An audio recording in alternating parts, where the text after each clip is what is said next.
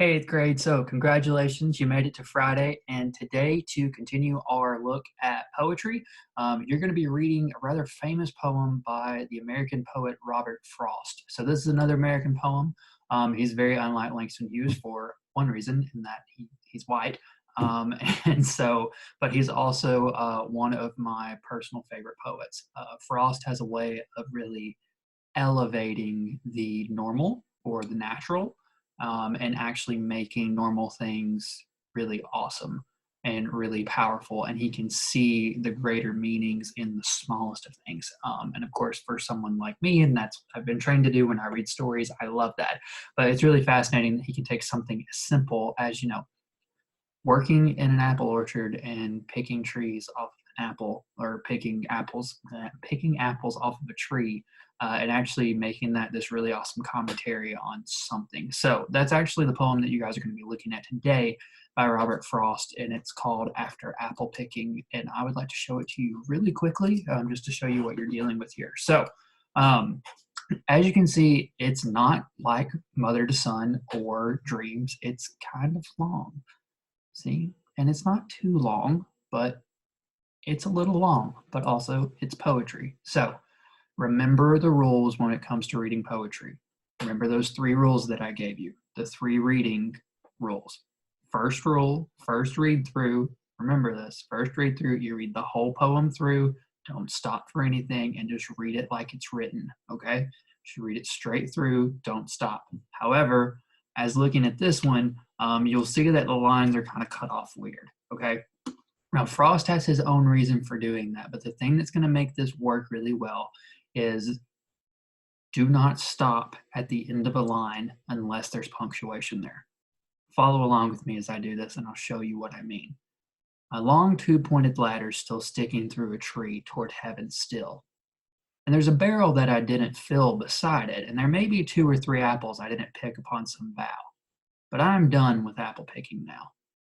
Did you notice how I stopped here at still, here at bow, and here at now? Because there's a period there. There was some kind of punctuation there that made me stop, okay?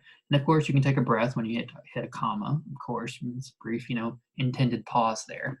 But here between that I didn't fill and beside it, I did not stop, because poetry is weird. It's written like that on purpose. There's a greater meaning to it. We're not going to go into that right now, because that's another lecture for another day that I may or may not get to before we're done with this school year. But the thing about reading a poem like this is you don't want to stop at the end of a line, unless there is punctuation there to tell you to stop.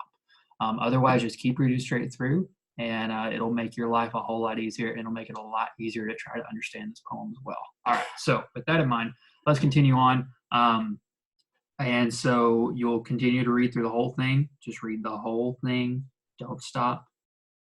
Don't stop for anything. Don't read the annotations. Don't do that yet. Just read the whole thing through nonstop one time. Now, the second time you read through, that's where you can click on these notes. And I've tried to really help you. Some of them ask you to write a little bit. I would like for you to do that. That's not required, but I'd like for you to write just a brief response to, some of these annotations that I've made. If you wish to do so, might help your grade. Wink, wink. But other than that, you don't really have to, but it may help your grade. But that second read through, that's where you can read and you can stop and really start to analyze the poem. Look at all the notes, make your own notes, and do that kind of thing. All right.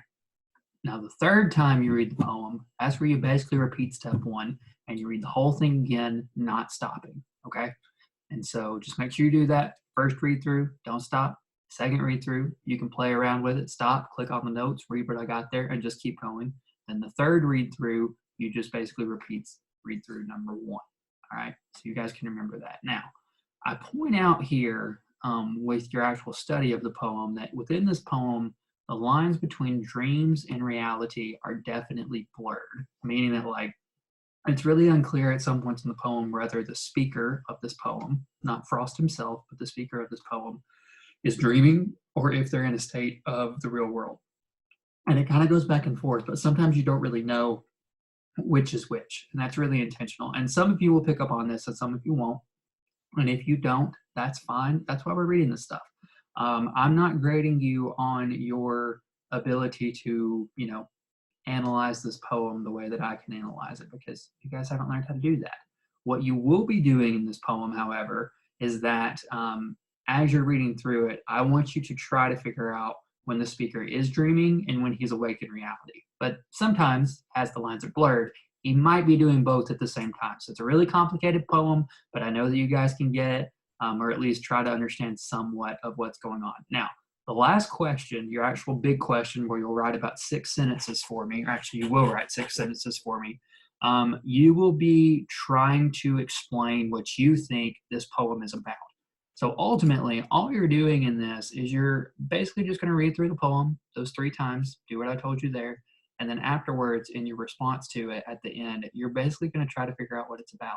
And there really are no right or wrong answers in there, but I will say that the way in which you answer that question is how you're going to be graded. So make sure that if you when you write your answer, that you actually say what you think it's about, and then you draw upon a particular quote that proves that. Okay? And think about not just one little bit of the poem, but the whole poem itself.